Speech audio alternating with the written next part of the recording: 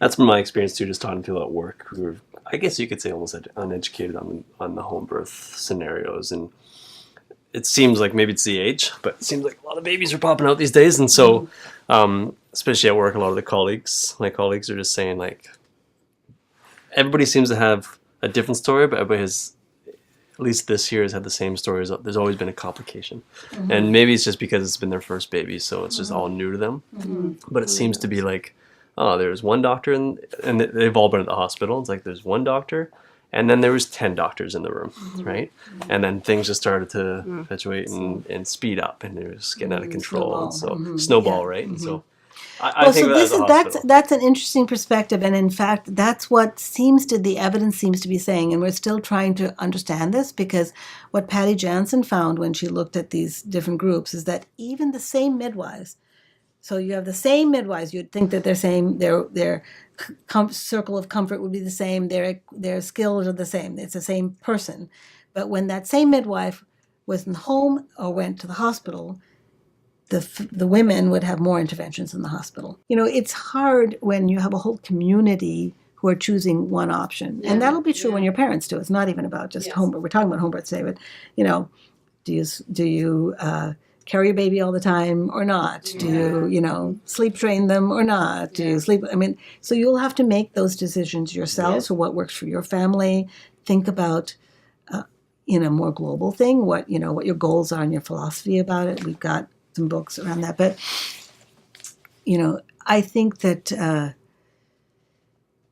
maybe talking to people we can put you in touch with people who have had both types of experiences and understand. There's quite a lot of literature also about why people choose home birth and what they say afterwards, what their preference, and usually the words are things like privacy, autonomy, empowerment, that they feel like they could lead the decision making, that they felt relationship-based care was important, having their families involved. Some people talk about spirituality and cultural congruency, that they can do the rituals that are important to them. Some people just talk about the convenience, if they have an older child and they don't want to wake the child up, or they don't want to decide when to go, or they don't want to be in the car when they're in labor, and other people who have a number of children and feel like only if they go to the hospital can they get 2 days of rest afterwards, right?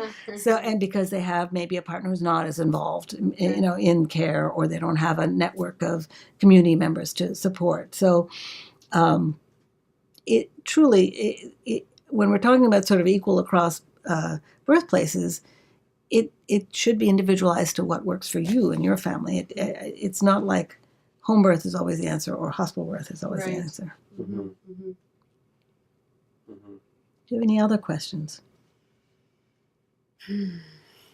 That was just the big one for me. Just the comments on 10 doctors rushing in the room. I guess the fear with me was you feel anxious. Is that what I'm understanding? Yeah, I think so. Like, I think because at a home, and I'm on the fence either way as far as home birth or anything. We still need to discuss it, I guess. But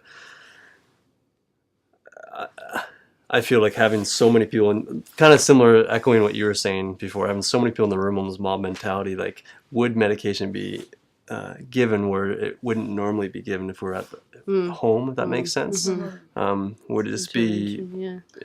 So the question. Let me make sure that I understand. Yeah, the question is would something that she would need, that was a good medication to be given, or are you asking might Louise get something that she didn't really need? That would be my fear, right? The latter. Yeah. Yes. It would just, as you get so many people in the one room, yes. Decisions get skewed. And you may not be as involved in that decision. And then, like she said earlier, don't want to regret anything either, right? So,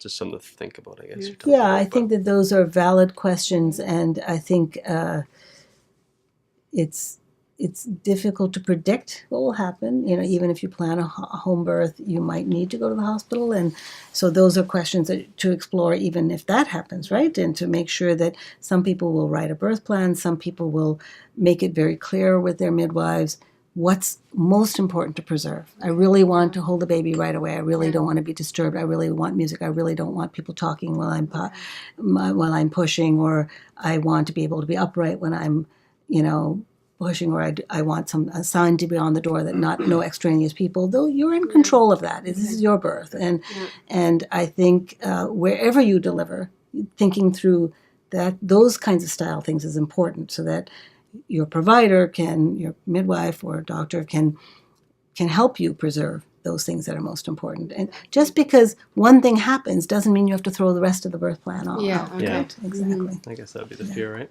Yeah. You want to have feel like you have an advocate or whatnot.